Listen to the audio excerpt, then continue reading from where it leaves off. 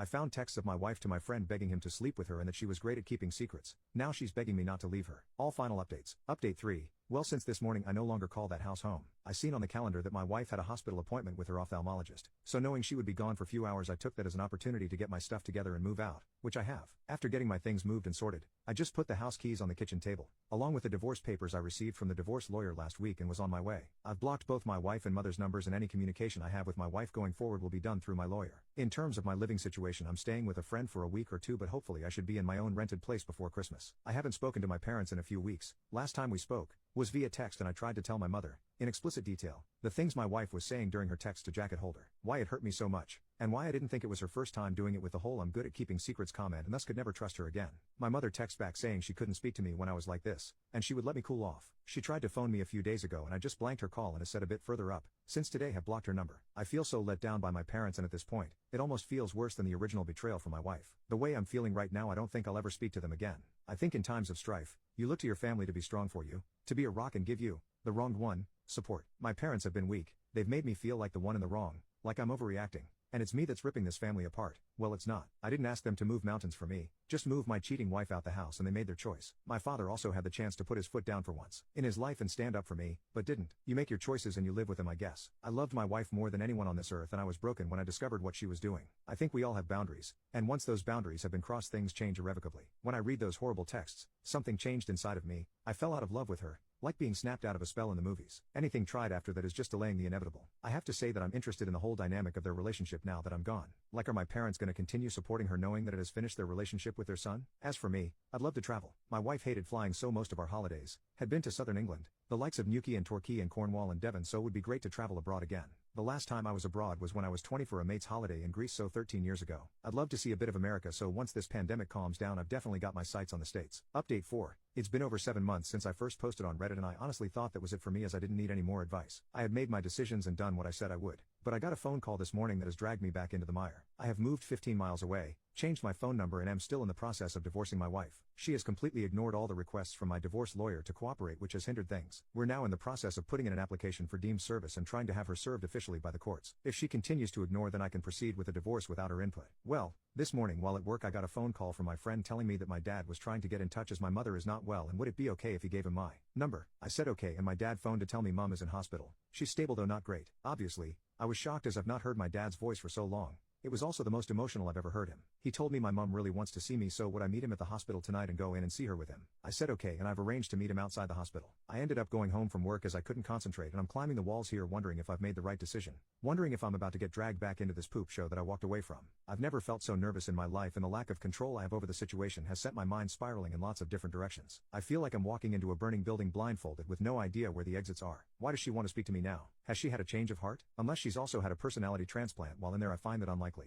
Will my wife be there? I have no interest in ever seeing her again. I'm still angry about what transpired with them and the way they took my cheating wife's side over mine. I've been going back and forth in my head about going at all, but I will go. I was also thinking about seeing if she wanted to speak over the phone instead, but not sure if she would do that or even if she's well enough. I feel like the bad guy here and that I might have caused this from walking away. Update 5. So I did end up going to the hospital on Wednesday night after much toing and froing. I was genuinely about to back out at the last minute as I felt my bottle crashing. But I needed some closure and knew that I wouldn't forgive myself if I didn't go and something happened. When I drove into the hospital car park, I had this surreal feeling of paranoia and was half expecting my wife to jump out from behind a bush or something. I met my dad at the entrance, and it was pretty awkward as he tried to hug me and I said no. I then said if my wife is here in any way, shape or form, then I am about turning and out the door. He assured me she wasn't, and we made our way to the ward where mom was. When I saw my mother, I got the fright of my life, as she looked like she had been in the wars. Never have I seen her look so frail. She's got an extreme black eye, also a lot of bruising and purple/yellowness down one side of her face. She took a serious fall, broke 2 ribs, shattered her elbow and banged one side of her head/face on the ground. So elbow, ribs, then head in that order as she went down.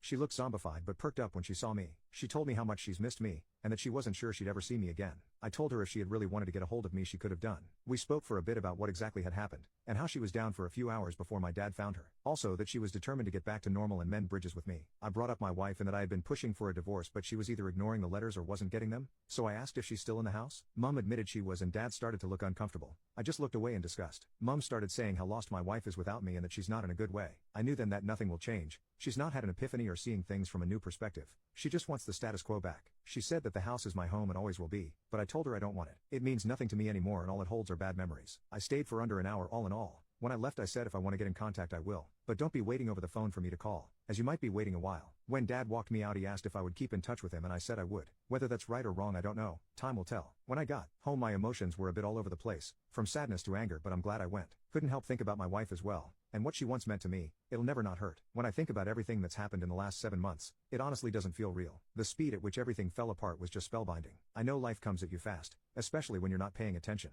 And I wasn't paying attention. It was just sheer luck I found out about her trying to cheat on me, cosmic coincidence, nothing more. I never saw the signs or put everything together, I just saw something on her watch and it tore my effing life apart. I know now that it wasn't the only time, I know it in my heart. I see what she is and feel no love for her, only contempt. I feel she stole the best years of my life. When I think about all the good times, they're just soured. It feels like someone else's life, not mine. My friend was saying I should see a therapist or something to try and let everything out, or else this will fundamentally change who I am and the way I build relationships going forward. That's something I'm going to do, I think, as I do feel a bit broken inside. The last 7 months have been the worst of my life, but I'd rather they happen than been kept in the dark. I'm just hurt that it happened the way it did, but you can't choose the way someone F's you over, I suppose. You just have to learn from it. Update 6. Firstly, I'm now in the home stretch in terms of divorce for my wife. She has signed the divorce papers and sent them to my divorce lawyer, so all that's left now are the formalities. She sent me a message via my dad, where she said she's sorry for not letting me move on, that she thought she could save things but now she knows she can't, and she has to move on for her own well-being. I thank her for seeing sense. She doesn't want anything in the divorce and said she's going to move out of the house when she can get on her feet, which I'm okay with.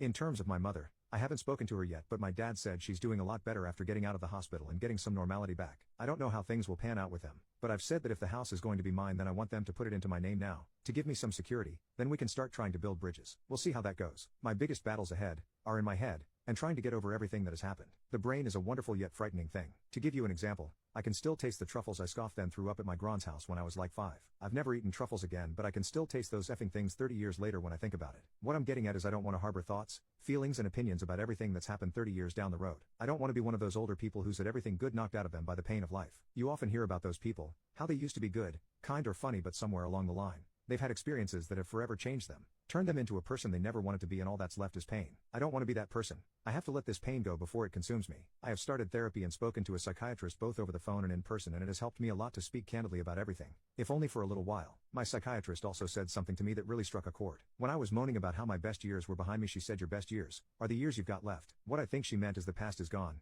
It doesn't exist, except in your mind, but the here and now does, and you can choose to make the most of it, or live in a past that isn't real to anyone but you. It's definitely a phrase I'm going to try and remember when I feel down. I said in one of the previous posts that I wanted to travel, and that is finally happening. My friend has committed to coming with me and we're booking a flight to New York at the beginning of October for a week. Really looking forward to it. Always wanted to see New York when the leaves change. Reminds me of that movie You've Got Mail. I want this to be just the beginning of my adventures in terms of traveling. I want my latter 30s to be littered with memories from escapades I've had abroad. Well, that's the plan anyway. All I know is that for the first time in what seems like a long time, I'm waking up with hope in my heart and walking with a spring in my step. If that's not progress, then I don't know what is. Update 7. Well, it's now been a year since I'm now officially divorced. Feels like a weight has been lifted, but also a firm end to what was nearly a third of my life. I actually saw my ex-wife for the first time since last December as I was walking into a shop in the town center about a month back, after visiting a friend. She was opening the door to walk out just as I was walking in. We were both wearing masks, but I noticed it was her right away and we made eye contact. She mumbled something that I couldn't make out, then we just sort of stared at each other for a few seconds. Then I walked inside. As I was walking around the shop, this feeling of utter sadness just enveloped me and I had to take a minute to compose myself.